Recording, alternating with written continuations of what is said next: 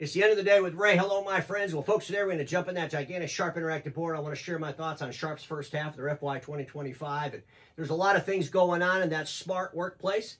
And folks, I got to tell you, that Sharp robot, Robohan, he told me that they're selling a whole lot of these Dynabooks in the Japanese marketplace. He's all excited about it. And then he starts swearing at me, yelling at me. I told you that robot could be pretty colorful in his language.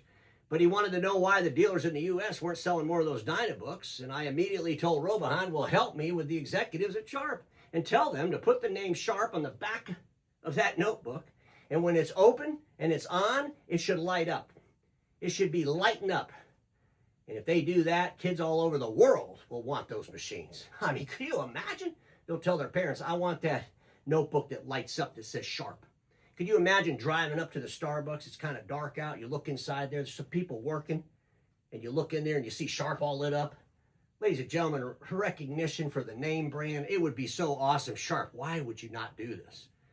So Robohan helped me get them to do that.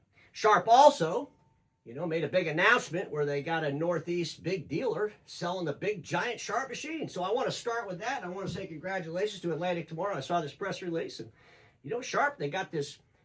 they got a pretty full portfolio at this point. They got these big giant Sharp machines now, right? And they could go in to a dealer and offer that dealer an opportunity to maybe condense OEMs because now Sharp's got the whole portfolio. So this is great news. Sharp's got a big dealer that understands production in the Northeast to sell the big giant machine. We'll see how that relationship goes. But I'm thinking Sharp, there's a lot of dealers around the country that might look at Sharp a whole different way now. We'll see how all this pans out for them. Top line revenue for Sharp as a corporation was $6.1 billion for their first half. Had an operating profit of $186.3 million or 3%, which is terrible. I'm not going to cheer for that, but we all know why, and I'm not going to make an excuse, but it's all about, that factory thing they had there in Japan, a big mess. The impairment charges are getting through all of this. But folks, let me show you something. Let's look at this smart workplace.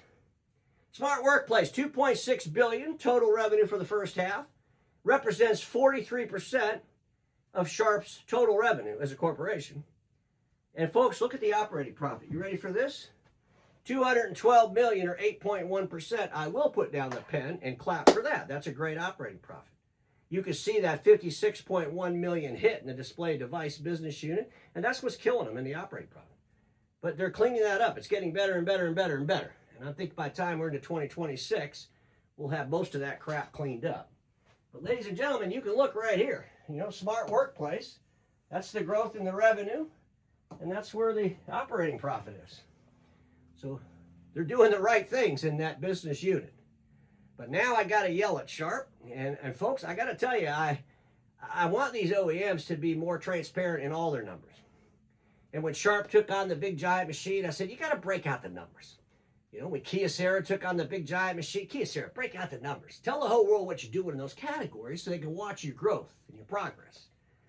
Sharp has this smart workplace. But inside smart workplace, ladies and gentlemen, I went ahead and broke out all the numbers for them. And we'll see how close I am. Maybe Sharp can look at this themselves and say, holy smoke, he's pretty close. Or, oh, he's way off. But either way, you got to start somewhere. But here's what I'm thinking. I'm thinking that Sharp is going to do $5.5 billion in total revenues in the smart workplace. They did 5.4, last year, so it's not a big stretch, right? And then I wanted to break out all these buckets and come up with what I believe the percentage of revenue of the buckets were. And I think about the print MFP. I'm thinking that's about 64% of the 5.5 billion. And that would be 3.5 billion. I think about 1.5% of that 3.5 billion of the print MFP is in the software they use with that stuff. Okay, but print MFP and the software together, 3.5 billion, 64% of the 5.5 billion total. I think print production is probably 2%. They haven't had that long. It's not a big deal. They'll grow it. They keep signing up dealers like Atlantic. That number will grow pretty fast. But I'm thinking it's 2%, about 110 million. AV, the whole portfolio, I'm thinking, 50% of the total revenue is about 800 million. I'm thinking that PC Dynabook's about 4% of the revenue, 200 million. And I think the telephony's 15%, 800 million. And we all know the telephony, and most of that's all in Japan. But I don't know how big that is. I just got to make a guess because Sharp doesn't say any of this on their financials, but they really should. They really should start breaking this out. Because, ladies and gentlemen, when you break this out, you start to see things. And what I saw when I broke all this out was pretty interesting stuff. And now I want to share that with you. So let's start out with this AV. I'm thinking they're doing about 15% of their revenue in the AV portfolio, $800 million. Ladies and gentlemen, when I went to Epson's financials for 2024, guess what? They did $1.3 billion in visual communications business. And I'm thinking, holy crap. If Sharp's doing $800 million, that's telling them what a potential they have.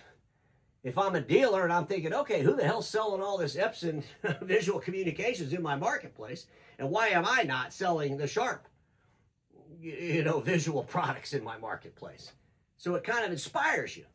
If I'm wrong with that number and it's 30% of the revenue, then it's $1.6 billion. But I don't think I'm that far off. I think I'm just showing the whole world there's a big potential for the Sharp AV products in those dealerships to go out there and make some more money. But let's look at this print MFP. These are MFPs, right? Hallways, not the production stuff, just the MFPs. I'm thinking it's a $3.5 billion business for Sharp a year. Well, when you look at Konica Minolta and you look at their office space, and that's their MFP business. That's minus their production machines. That's minus their industrial print. That's minus their DWDX, their IT stuff. Well, in Konica's case, for a year, that's $3.4 billion. So you can see the Sharp, Konica Minolta, doing about the same amount of money in MFP business, if I'm right, and it represents that 65% of their business. When you look at Canon, if you look at the office MFDs, they're at $4.2 billion. They're not that far ahead of Sharp. Could Sharp pick up some Canon dealers? Well, see, this is why I think it's so important to break out these numbers. Because when you break out the numbers and everybody on the team knows fully aware of where we're at exactly and where we need to go exactly, the dealers included, I think you're going to get more out of it. You can't manage what you don't know is there. And ladies and gentlemen, they talked about the tariff impacts. I want to focus on the smart workplace where we have MFPs, displays, projector, PCs. And folks, the tariff impact was $70.9 million. That's the impact. That's a lot of money to be impacted. Like, holy crap. In Sharp's case, they took some measures. They compensated for about $54.8 million of that, which leaves an impact around tariffs of $7.1 million in the smart workplace. And I talked about this before, but we got to be able to raise our damn prices. That's just the reality.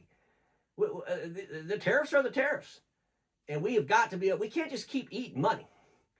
And the dealers are going to have to raise the prices to the end users, and the OEMs are going to have to raise the prices to the dealers. And the dealers and both the OEMs and the dealers are going to have to build more value. That's one of the reasons I'm a Sharp fan, because I believe Sharp can give you a pretty robust portfolio of products to deliver to the marketplace to help you increase your value. But you can see tariffs are having an impact. Sharp has a full range of products.